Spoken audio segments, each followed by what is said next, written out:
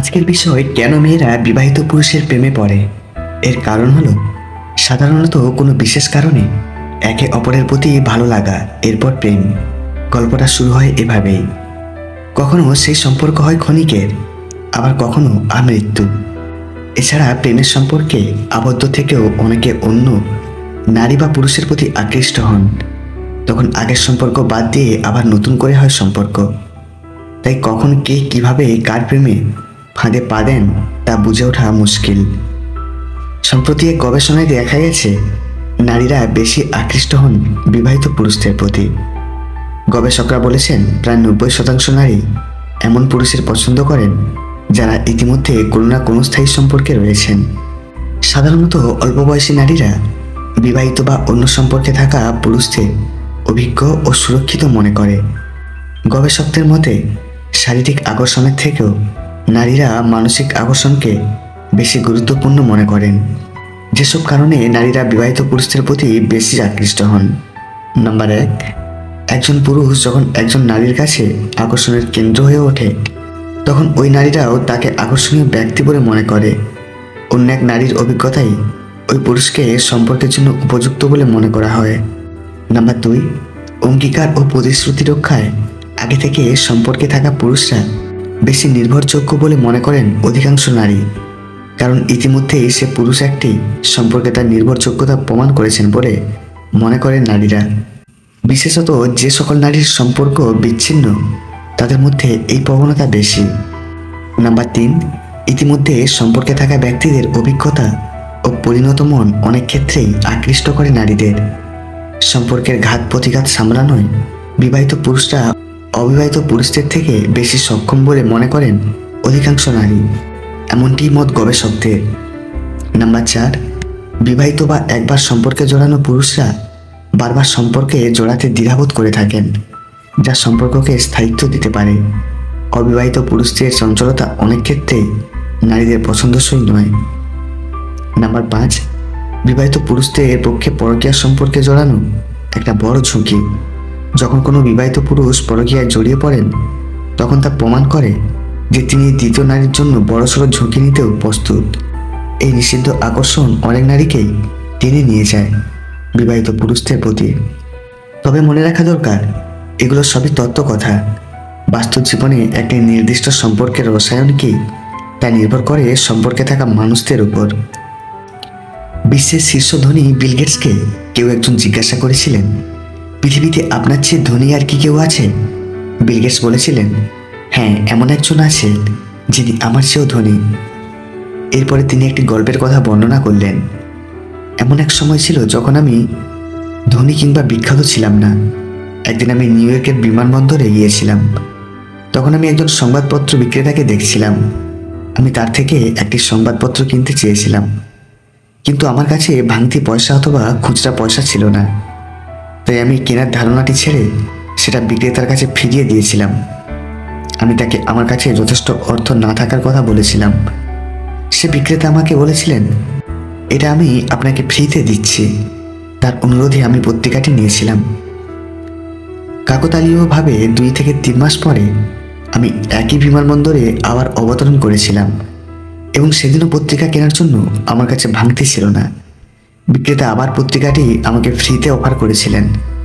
আমি সেই প্রত্যাখ্যান করেছিলাম এবং বলেছিলাম যে আমি এটি নিতে পারবো না, কারণ আজও আমার কাছে যথেষ্ট অর্থ নেই। তিনি বলেছিলেন, আপনি পত্রিকাটি নিতে পারেন, আমি এটা আমার লাভ থেকে ভাগ করে দিচ্ছি, এতে আমার কোনো ক্ষতি হবে না। আমি পত্রিকাটি নিয়েছিলাম। 19 বছর পরে আমি বিখ্যাত এবং মানুষের কাছে পরিচিত হয়ে উঠি। হঠাৎ করে মনে পড়ল সেই বিক্রেতার কথা। আমি তার সন্ধান শুরু করি এবং প্রায় 1.5 মাস অনুসন্ধানের পর আমি তাকে খুঁজে পেয়েছিলাম। আমি তাকে জিজ্ঞাসা করেছিলাম, আপনি কি আমাকে চেনেন? তিনি বলেছিলেন, হ্যাঁ, আপনি বিল গেটস। আমি তাকে আবার জিজ্ঞাসা করেছিলাম, আপনার মনে আছে আপনি আমাকে বিনামূল্যে একটি পত্রিকা দিয়েছিলেন? বিক্রেতা বললেন, হ্যাঁ, মনে আছে, আপনাকে 2 বার আমি পত্রিকা দিয়েছিলাম। আমি বলেছিলাম, সে সময় আপনি আমাকে যে সাহায্য করেছিলেন তা আমি আজ ফিরিয়ে দিতে চাই। আপনি আপনার জীবনে কি চান বলুন, আমি সেটা পূরণ করব। বিক্রেতা বলল, স্যার, আপনি কি মনে করেন যে এটা করে আপনি আমার সাহায্যের সাথে মেলাতে পারবেন। আমি জিজ্ঞেস করলাম কেন?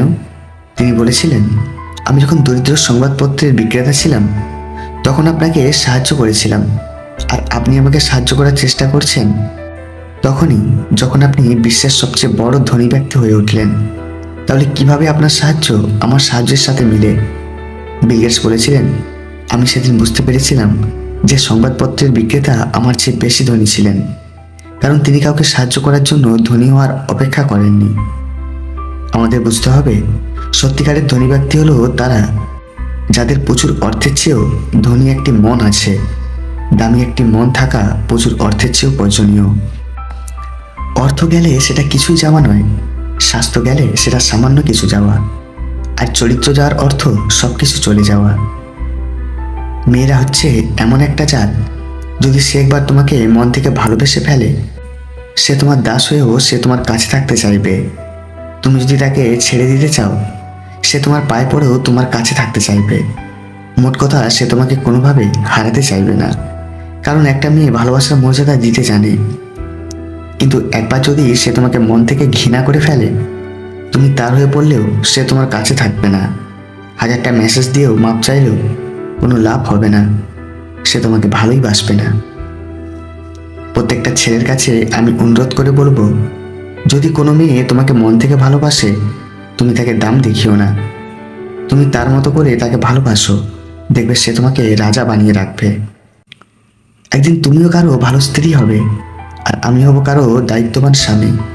হয়তো আমরা দুজনেই সুন্দর একটা জীবন কাটাবো, কিন্তু কোনো এক নির্জন বিকেলে একটা দীর্ঘশ্বাস ফেলে বলে উঠব, মানুষটা কি আজও আমায় মনে রেখেছে, নাকি নতুন কাউকে পেয়ে সত্যি আমায় ভুলে গেল।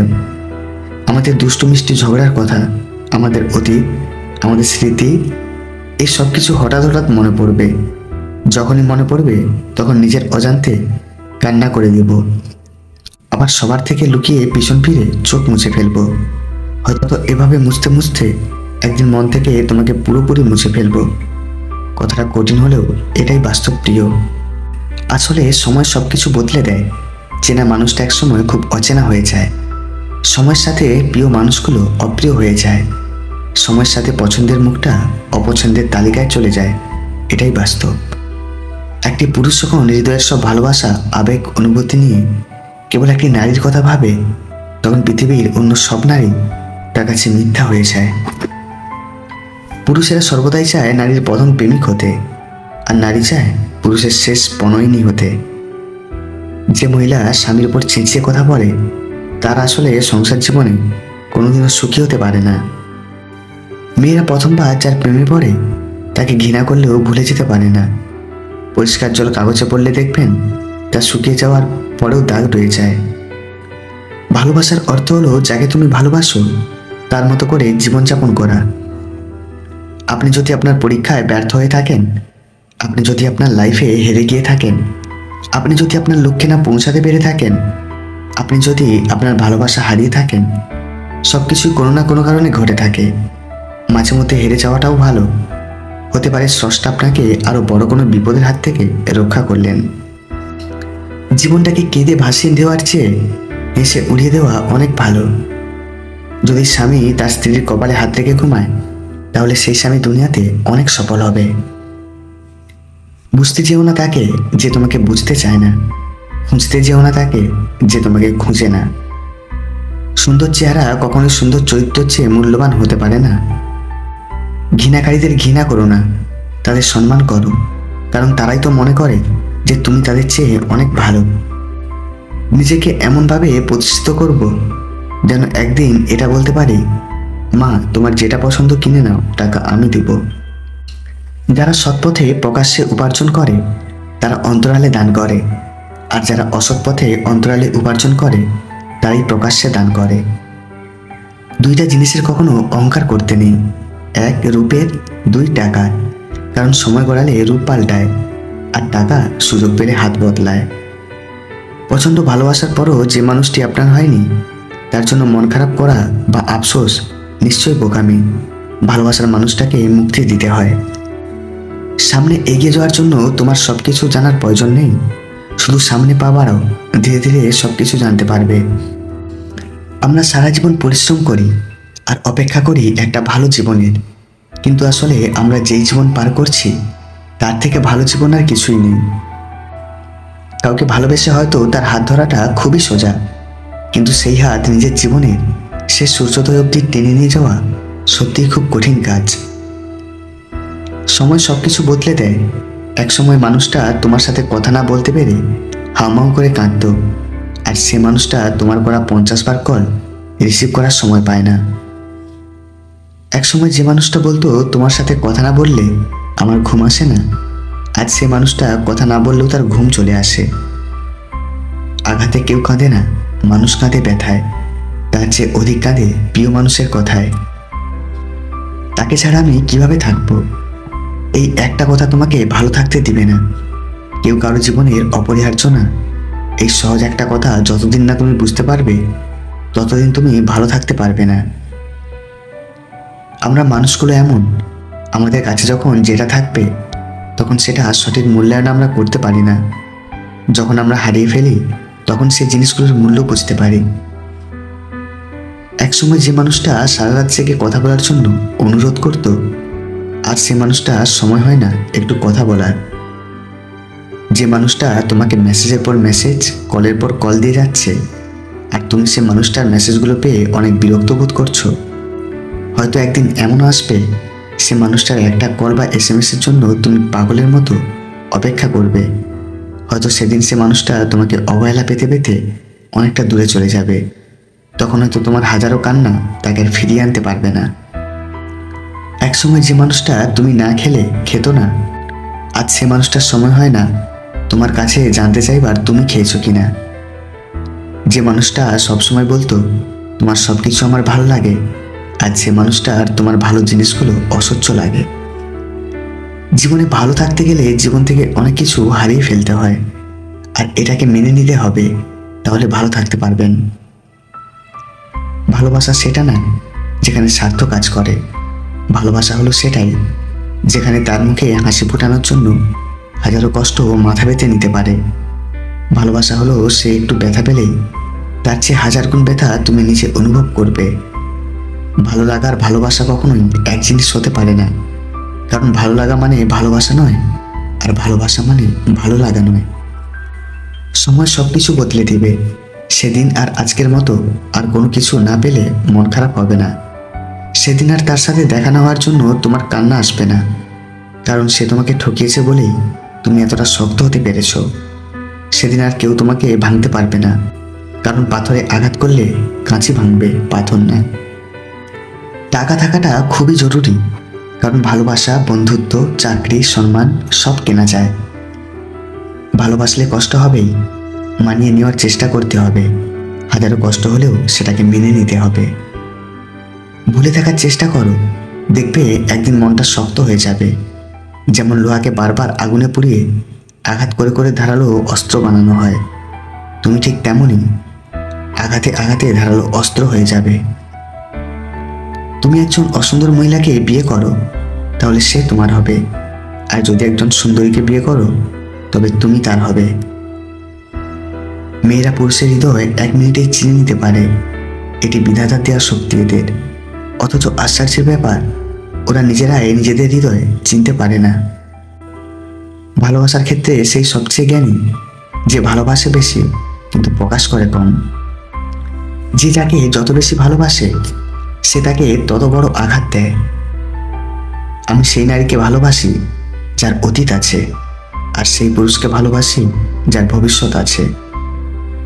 যে পুরুষ একটি নারীকে বুঝতে পারে সে পৃথিবীর যে কোনো কিছু বুঝতে পারার গৌরব করতে পারে।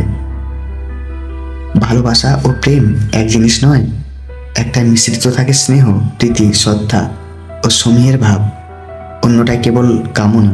ভালোবাসার সাথে কামনা যুক্ত হলে তা হয় প্রেম। প্রেমের অভাবে নয়, বরং বন্ধুত্বের অভাবেই বিয়ে অসুখের হয়। আজ হয়তো সময়টা খারাপ, কিন্তু সারা জীবন থাকবে না। তবে আজ যাদের চিনে নিলাম তাদের সারা জীবন মনে থাকবে। জোর করে কোনো কিছুই পাওয়া যায় না, ভাগ্যে থাকলে কেউ কেড়ে নিতেও পারবে না। ভালোবাসার রূপ ভিন্ন, মানুষ যেমন দেখে সেই রকম করে প্রকাশ করে। যে ভালোবাসা যত গোপন, সে ভালোবাসা তত গভীর। একজন মানুষকে সত্যিকারভাবে জানার উপায় হচ্ছে তার স্বপ্নটা জানা। যে কোনো সম্পর্কের পাসওয়ার্ড হচ্ছে বিশ্বাস। দেখতে সুন্দর অনেক পাওয়া যায়, কিন্তু যাদের মনটা সুন্দর তাদেরকে কেবল ভাগ্য করে পাওয়া যায়। পৃথিবীর সবচাইতে বেশি মিথ্যা বলা হয় ধর্মগ্রন্থ ছুঁয়ে, যেটা আদালতে। আর সবচেয়ে বেশি সত্য বলা হয় মদ ছুঁয়ে, যেটা পানশালায়। স্বার্থের টানে আত্মীয় স্বজন সবাই হয়তো ছেড়ে চলে যায়, কিন্তু স্বার্থের জন্য স্বামী স্ত্রীরা একে অপরকে খুব কম ছেড়ে যায়।